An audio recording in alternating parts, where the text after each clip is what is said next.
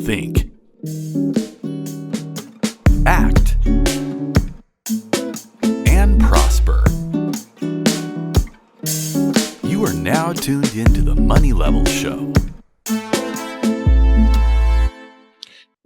Yeah, definitely.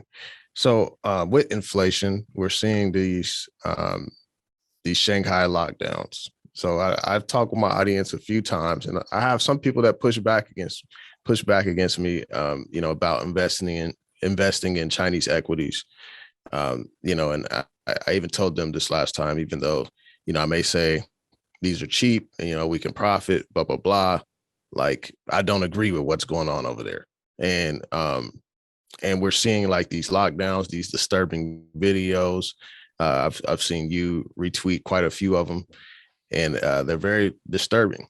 And we're starting to see like a huge port backlog of containers and container ships, and people waiting to offload their containers and all those things. Do you believe like inflation is going to get worse? Because it's almost like the Suez Canal, but it seems like worse than that.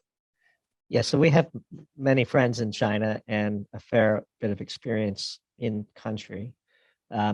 We wouldn't characterize ourselves as geopolitical experts generally, or experts in China in particular, but we know a fair bit, and we have some sources, and we were pretty early on highlighting, at least on Twitter, we've not yet written about it, the bizarre nature of what was occurring in Shanghai, and the crisis that is being created, which seems almost artificial. Put out a tweet just yesterday that these videos have the same kind of feel for the videos we were seeing in early 2020 of people collapsing in the streets of China, which sort of, I think, fed into a lot of the fear around, and led to the lockdowns and things that we saw over here. It's a very bizarre thing, Daryl. I wish I had an intelligent answer to explain what their strategy is, but they are, as you said, destroying their economy and punishing their citizens in a way that is almost unimaginable. And some of the videos are disturbing, so disturbing that you wonder whether they're just propaganda, and why it would be that these videos would be allowed to escape China and get onto our social media, which is why we haven't really tweeted too many of the videos, because it feels, something about it doesn't feel right. But we do have friends in Shanghai, and I could tell you that much of the reporting is accurate. I mean, there's a struggle for food. The city is locked down. You can be randomly tossed into a medical camp even if you get like a false positive. One positive test means they're welding doors closed of large apartment buildings. It's really horrific, and a terrible tragedy. And the transmission function of how that behavior will impact us is delayed, in the sense that, yes, the ports are tied up, but the real consequences of that won't be felt here for at least a few months, but they will be felt here. And we were pondering just this morning in the office, like, how can the global economy simultaneously lose Russian energy and Chinese manufacturing, and we expect that things are going to be okay? They're not going to be okay. It's just a matter of degree and timing.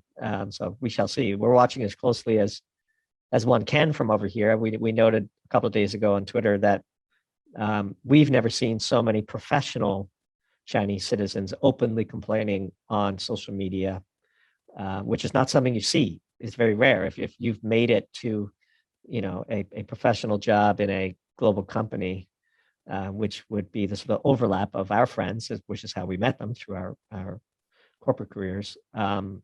You almost would never see them criticizing the party or criticizing government response to anything. And we are observing that in volume, and we are also simultaneously seeing how quick the censors are deleting those posts. And so something has changed in China. It's a very precarious situation. We can't claim to know or to be able to predict the outcomes. We just know that this is a serious, potentially earth-shattering event that's transpiring here. So